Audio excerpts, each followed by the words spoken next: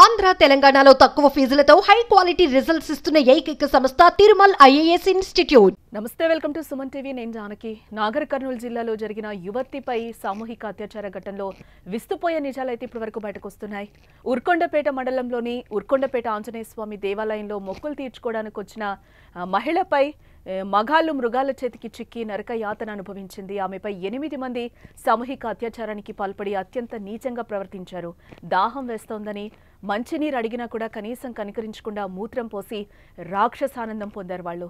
ఇలా బయటకు ఎన్నో విస్తుపోయే సంచలన విషయాలైతే బయటకు వస్తున్నాయి. ఇదే అంశం మీద మనతో పాటు మాట్లాడడానికి మా ప్రతినిధి కిరణ్ లైవ్లో సిద్ధంగా ఉన్నారు. ఆయనతో మాట్లాడి మరిన్ని వివరాలు అడిగి తెలుసుకుందాం. ఎస్ కిరణ్, అంటే నాగర్ కర్నూలు జిల్లాలో ఇంతసేపు నేను చెప్పినట్టు ఒక పైశాచిక ఆనందం పొందారు. 8 మంది సామూహిక అత్యాచారం చేశారు. ఆమె దైవ దర్శనానికి వచ్చింది.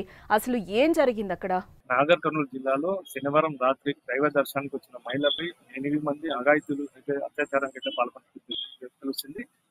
ఈ ఘటన ఆలస్యంగా అయితే వెలుగులోకి వచ్చింది. శనివారం రాత్రి జరిగిన ఘటన ఈరోజు పొద్దున అయితే వెలుగులోకి వచ్చింది. శనివారం రాత్రి ఏదైతే మహిళ ఉందో దైవ దర్శనానికి స్నేహితులతో అయితే వచ్చింది. అక్కడికి ఊరుకొండ టెంపుల్లో దైవ దర్శనానికి వచ్చిన స్నేహితులతో వచ్చిన మహిళని అక్కడే ఉన్న మద్యం తాగిన వ్యక్తులు ఇద్దరిని చూసి ఎవరైతే మహిళలు ఉన్నారో ఆ స్నేహితుడిని కట్టేసి ఆ మహిళపై రాత్రంతా అత్యాచారానికి అయితే పాల్పడినట్టు తెలుస్తుంది. మొత్తం 8 మంది అయితే అత్యాచారం పాల్పడినట్టు తెలుస్తుంది. అమ్మాయి పైన రాత్రంతా అత్యాచారం చేసినట్టు తెలుస్తుంది. పొద్దున ఉదయం ఆ అమ్మాయి ఎవరి స్నేహితుడు ఉన్నాడో అతనితో వెళ్ళి పోలీస్ కంప్లైంట్ అయితే ఇవ్వడం జరిగింది. పోలీసులు విచారణ అయితే మొదలు పెట్టారు. ఎట్టకేళ్ళకైతే 8 మంది ఉన్నట్టయితే పోలీసులు అయితే విచారణ తెలియదు. ఆ 8 మంది కూడా అదుపులోకి తీసుకున్నట్టయితే తెలుస్తుంది. ఇది ఇక్కడ. ఎస్, అంటే కిరణ్, అమ్మాయి ఆ రోజు భజన కార్యక్రమం ఉంది, అన్నదానంలో పార్టిసిపేట్ చేసింది. తర్వాత 11:30 గంటలకి రాత్రి అక్కడ భజన కార్యక్రమంలో కూడా పార్టిసిపేట్ చేసినట్లుగా అయితే మనకి తెలుస్తోంది, సమాచారం అయితే వస్తుంది. అంటే ఆమె ఆ టైంలోనే అక్కడ వాష్రూమ్కి అని వెళితే అక్కడ తాళాలు వేస్తుండి ఆమె రిటర్న్ వచ్చే సందర్భంలో ఈ ఘటన జరిగినట్టు తెలుస్తోంది. ఏంటి వాస్తవమే అది.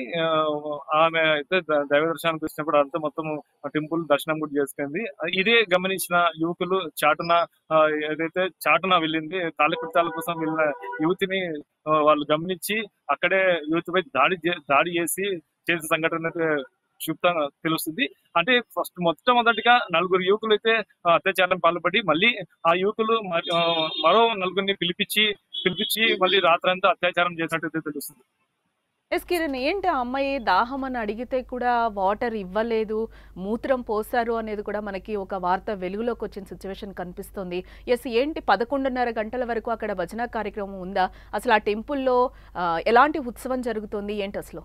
ఆ ఊరకొండ టెంపుల్ అయితే ఉత్సవం అయితే జరుగుతుందని చెప్పుకోవచ్చు. అయితే ఉగాది వస్తే అక్కడ చాలా బ్రహ్మాండంగా అయితే జరుగుతుందని. అంటే ఎవరైతే నాగర్ కర్నూలుకి చెందిన అమ్మాయి వాళ్ళు స్నేహితులతో కావచ్చు, అతని బంధువు కావచ్చు, ఇద్దరు కలిసి అంటే రాత్రి కూడా నిద్ర చేయాలని కూడా వచ్చారని తెలుస్తుంది.